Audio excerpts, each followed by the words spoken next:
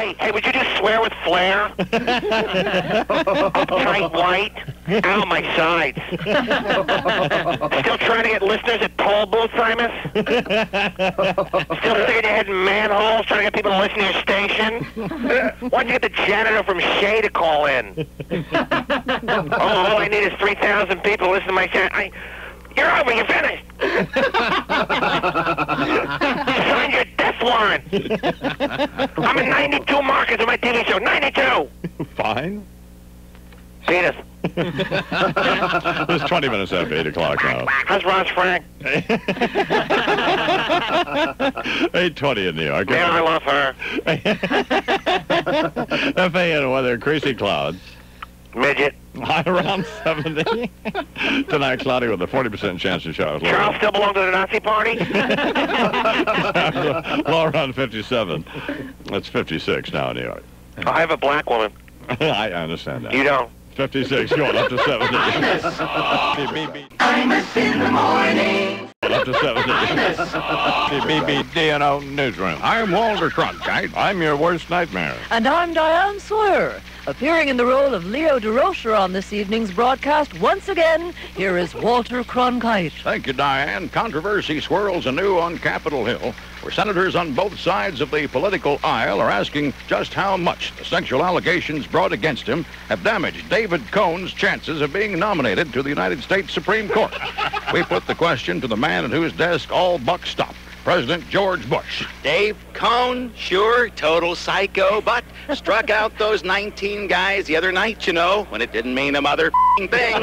Sure, he's a high court prospect. Look, we got a lot of head cases on that bench as it is. Why not a Cohn head? Barb hates him, but he's got my vote. Meantime, observers are wondering aloud whether politics might not be behind today's story here in Washington that charges University of Oklahoma law professor Anita Hill dances nude at an illegal after-hours gambling club that is frequented by Senators Howard Metzenbaum and Joseph Biden when they're out drunk on weekends prowling for poontang. Senate Judiciary Committee member Edward Kennedy was asked for his views regarding the report. Let me just say this about that and be emphatic in this regard. Just where is this club? Do you have an address, a block number, anything? In the state of Connecticut, increasingly controversial Governor Lowell I'm a wacko wiker, beset by outrage over his tax philosophy, was spotted entering the Capitol in Hartford yesterday wearing Groucho glasses and a beard. A firestorm has erupted over the governor's enactment of a state income tax, and it's reliably reported that thousands and thousands of people want to kill him. As a measurement of just how unpopular he's become, an urgent appeal from Weicker to Don Imus to let him hide at his home in Southport for a few days was completely ignored by the former Weicker sycophant, who is now backpedaling frantically to remove himself from the wheezing Weicker bandwagon, and has announced he wants nothing more to do with him at all. He doesn't even like Weicker, never did. And finally, another videotape has just been released. The first to show all of the Western hostages held in Lebanon in a single group. A copy of the tape has just been delivered here to the IIWC NNNYT IIIAPU OOHCSASSBBDNO newsroom, showing the captives in surprisingly high spirits. The video is the first to carry a title, Rapping with the Detainees. We'll play a portion for you. We believe the first voice heard is that of British Anglican Church envoy Terry Waite. Ain't no 1, 2, 3, kick it! We're sick of smelling heads, wrapped in towels, and we're sick of being here in Beirut's bowels. All that we are wanting is some fundamental freedom. Where the hell is Ollie North when you really, really need him? Hey!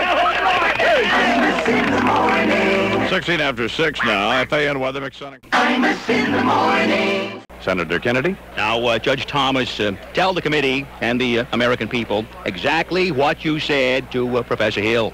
I said, so long as you over there about a Xerox machine, why don't you make me a copy of them big old titties of yours? No, Judge, please. Imus in the morning. And now, let's get ready to rumble! Coming up, 10 o'clock this morning. It doesn't get any better than this. It's the Judge and the Nudge in the Thrill on Capitol Hill. Somebody's going down in a he said, she said screaming match. Yeah, it's nominee noggin knockin' action at its best. Ain't nobody gonna skirt this issue. It's all coming out at 10 a.m. as the United States Senate Judiciary Committee struggles to cover its ass and regain some degree of integrity by doing today what it should have done weeks ago. Finding out what did he say and when did he say it. Did he say Donkey Kong or Donkey Dong?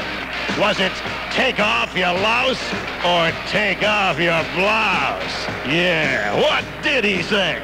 It's a tension convention at 10 a.m. And let's not overlook the inquisitors, eh? Just who is investigating whom here, huh? What do you suppose 10% on the dollar Deacon Cini's gonna have to say? Hey, baby, call me later on the lone phone. What's Shaky Teddy gonna ask? Is she up for a clam bake? I don't think so. And Joe Biden, what are you gonna ask? Whether 'tis nobler in the mind to suffer the slings and arrows of outrageous fortune, or to take arms against a sea of troubles, and so by opposing them, drive off a bridge? Sorry, Teddy. What a schmuck. Better make a date for some real hooky-dooky. The Judge and the Nudge. They're going up the hill, but it ain't to fetch no f***ing pail of water. At 10 a.m., somebody's dying 'cause somebody's lying. 10 a.m. It doesn't get any better than this. Imus in the morning.